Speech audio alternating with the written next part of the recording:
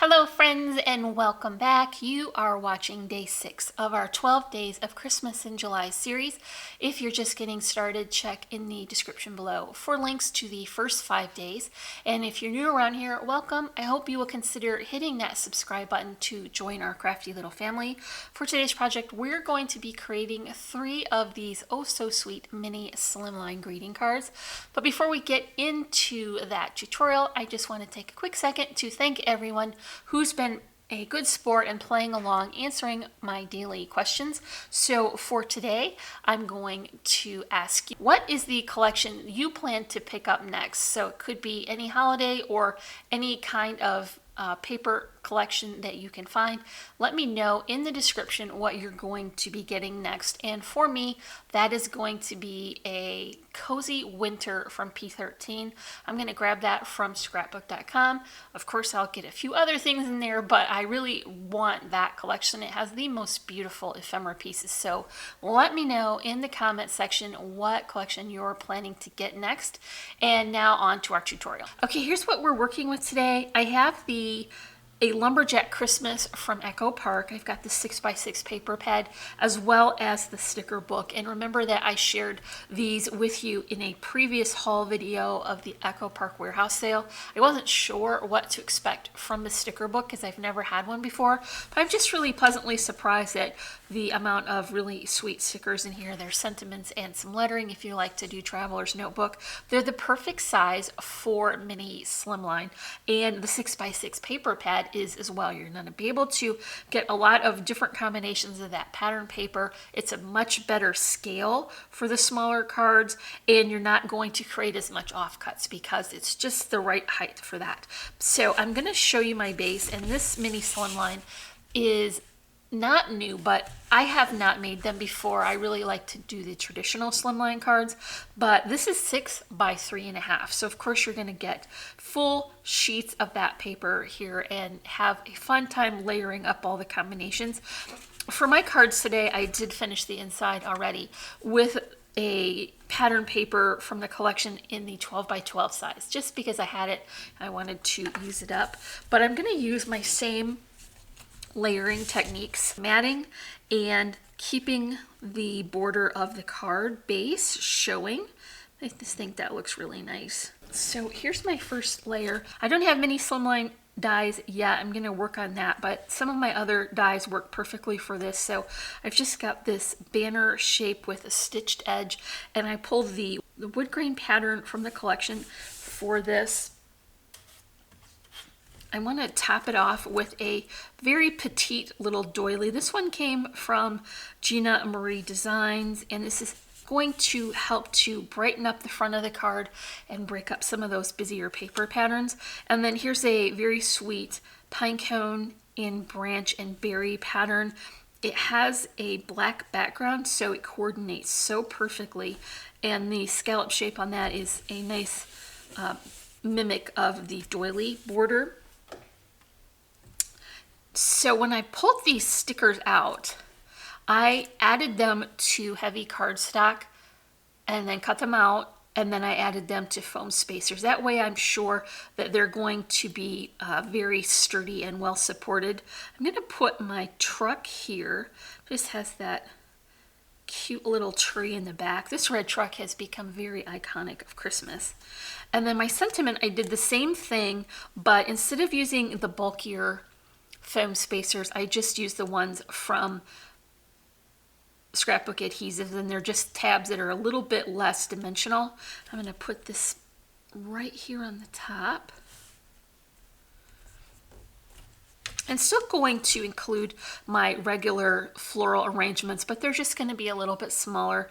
I'm going to have one flower that's kind of a anchor flower, a little bit larger, and then balance 2 smaller ones on the outside, finishing that with loopy twine bows, die cut holly leaves, and then some pretty wrinkle ribbon here to finish that off. And then here's a couple of coordinating charms. I just have a token with a little reindeer cutout and a snowflake, and I'll add those the same way I always do.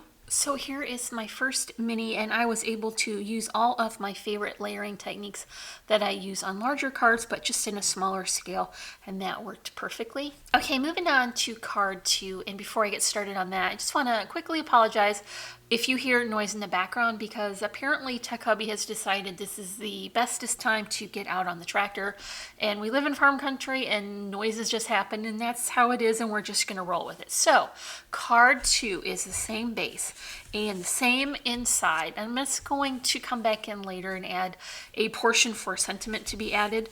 But for this card, I'm going with a check, and I'm switching out that background to a black and white. And this is just going right on the cover, exactly how I would make a larger card. And instead of putting in the banner, we're just going to layer an alternate pattern on top. That's that beautiful branch with the berries and the pine cones.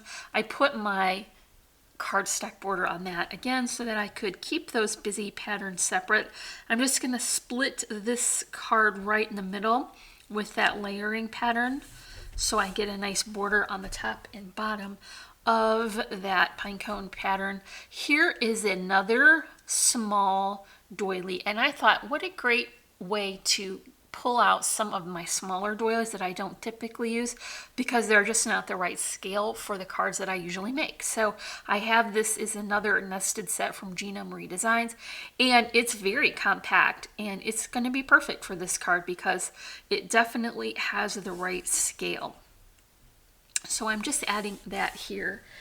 And then I'm going to bring in a couple of stickers for this one. I wanted to create kind of a layered focal image, and here are 2 of those beautiful ornament stickers. For one, I just added it with the double-sided adhesive tape, and this one has foam just to build a little dimension on the top. So I'm going to put this one a little bit closer to the bottom, and remember that's going right onto the card base.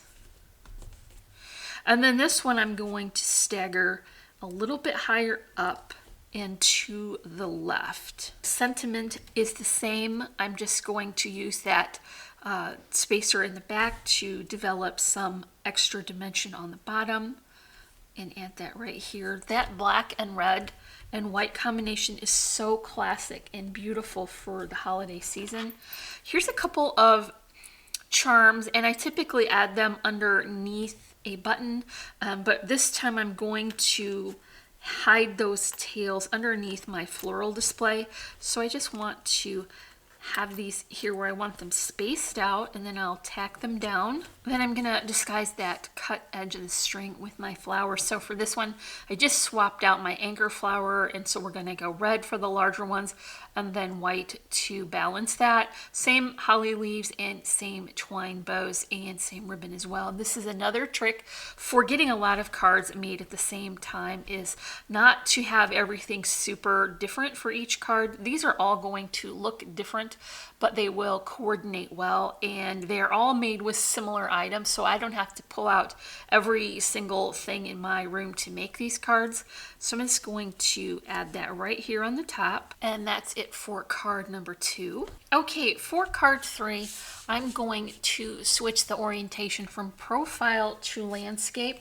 I'm going to add my pattern paper with same border, and then my layering piece is going to be what looks kind of like a night sky with snow, and that is what inspired this particular design. I found a sticker in the sheet that looked like Santa Claus and his sleigh riding off into the night sky, and I wanted to use it, but it didn't fit in the profile orientation. So I'm just going to create myself a little snowbank here, and this is my just plain white glittery cardstock die cut with the stitched hillside border.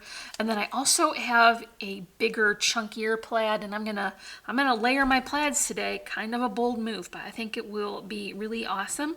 And because it is a larger scale, it's not going to look so busy.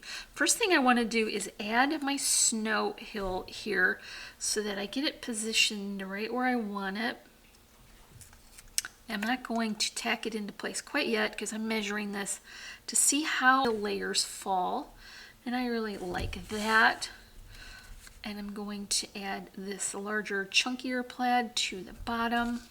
Okay, like I mentioned, I did want to use this Santa Claus sticker with all his reindeer riding off into the night sky.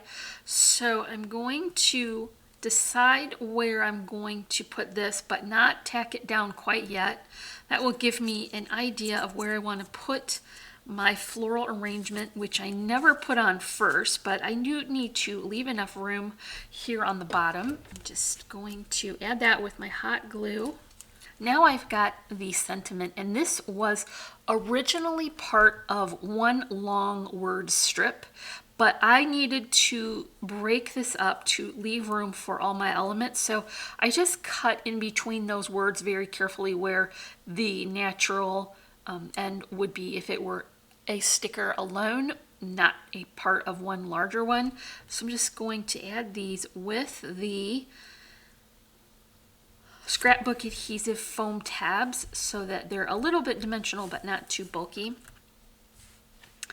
And then I'll position these two at the same time so I get them spaced right where I want them. Then I'm going to add my charms and then hide that cut end under my sticker. So I'll just put these here where I want them to fall. Then I'll use that sticker to hide the cut edge. This is kind of a scene card with the snowy hill in the background with the snowflakes. Okay, so that is all for our tutorial for today.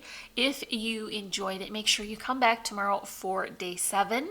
Make sure you leave a comment and a big thumbs up for this video.